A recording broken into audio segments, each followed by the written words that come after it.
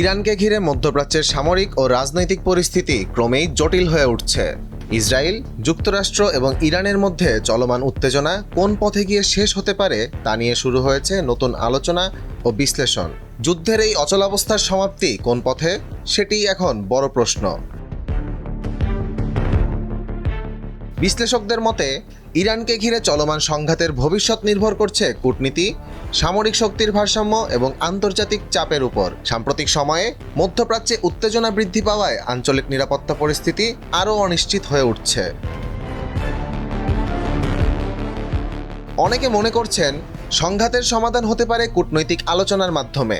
আন্তর্জাতিক মধ্যস্থতায় যদি ইরান ও পশ্চিমা দেশগুলোর মধ্যে নতুন কোনো সমঝোতা তৈরি হয় তাহলে উত্তেজনা কমার সম্ভাবনা রয়েছে। এই সংঘাতে যুক্তরাষ্ট্র, ইসরায়েল এবং ইরানের ভূমিকা নিয়ে বিশ্বজুড়ে চলছে তীব্র কূটনৈতিক তৎপরতা। একই সঙ্গে বৈশ্বিক জ্বালানি বাজার, নিরাপত্তা এবং আন্তর্জাতিক রাজনীতিতেও এর প্রভাব পড়ছে। ইরানকে ঘিরে চলমান উত্তেজনার সম্ভাব্য সমাপ্তি মূলত তিনভাবে হতে পারে। প্রথম পথ, কূটনৈতিক সমঝোতা। আন্তর্জাতিক মধ্যস্থতায় নিষেধাজ্ঞা শিথিলের বিনিময়ে পারমাণবিক কর্মসূচিতে সীমা আনা হতে পারে। দ্বিতীয় পথ, নিয়ন্ত্রিত স্থিতাবস্থা। এতে পূর্ণযুদ্ধ হবে না, তবে সীমিত হামলা, সাইবার আক্রমণ ও প্রক্সি সংঘর্ষ দীর্ঘদিন চলতে পারে। তৃতীয় পথ, বড় আঞ্চলিক যুদ্ধ।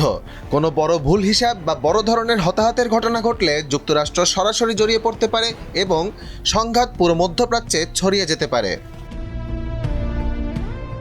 তবে যুদ্ধের উচ্চ ব্যয়, তেলের বাজারে অস্থিরতা ও বৈশ্বিক অর্থনীতির ঝুঁকির কারণে শেষ পর্যন্ত বড় শক্তিগুলো সাধারণত উত্তেজনা কমিয়ে আলোচনার পথেই সমাধান খোঁজে।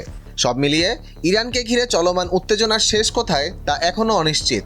কূটনীতি নাকি সামরিক সংঘাত, কোন পথে সমাপ্তি ঘটবে এই সংকটের, সেদিকেই এখন তাকিয়ে আছে পুরো বিশ্ব। আহমদ জামিল হক, নয়া দিগন্ত।